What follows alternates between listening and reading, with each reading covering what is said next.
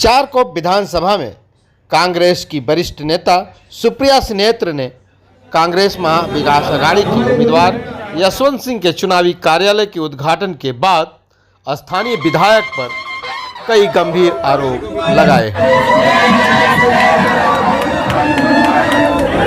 चुनावी कार्यालय का उद्घाटन और छठ की पूजा आज दोनों एक संयोगवश एक ही दिन में हमने रखा गया है।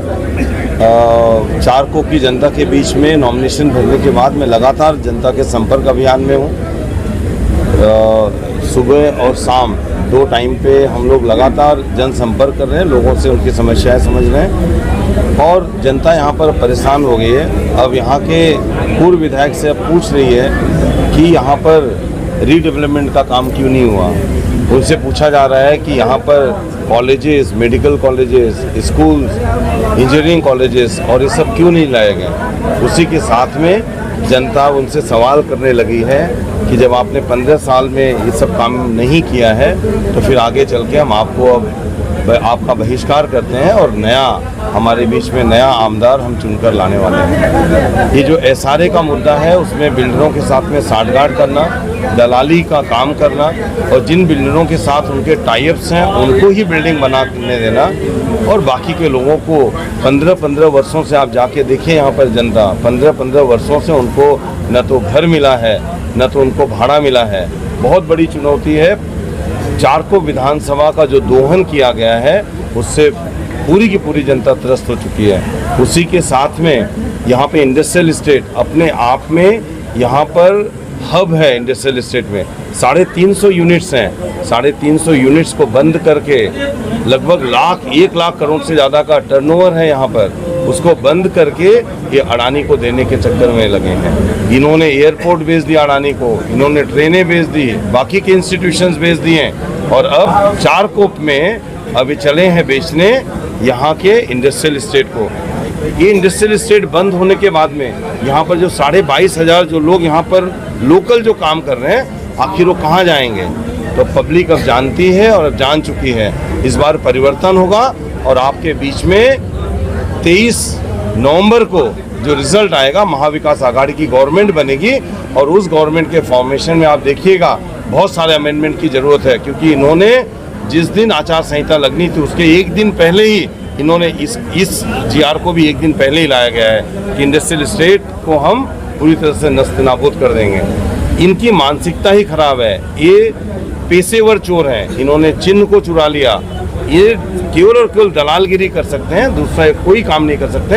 यहाँ की पब्लिक इसको समझ चुकी है और परिवर्तन निश्चित है। 24 तारीख को हम यहाँ पर महाविकास अघाड़ी की गवर्नमेंट बना रहे हैं और उस गवर्नमेंट फॉर्मेशन के बाद आप विकास की गति देखिएगा पूरे महाराष्ट्र में और पूरे मुंबई में एक अलग ही विकास की गति आपको दिखाई देगी। प्रोजेक्ट को जो शिफ्ट किया जा रहा है उसके लिए भी इनको समुचित व्यवस्था करनी चाहिए।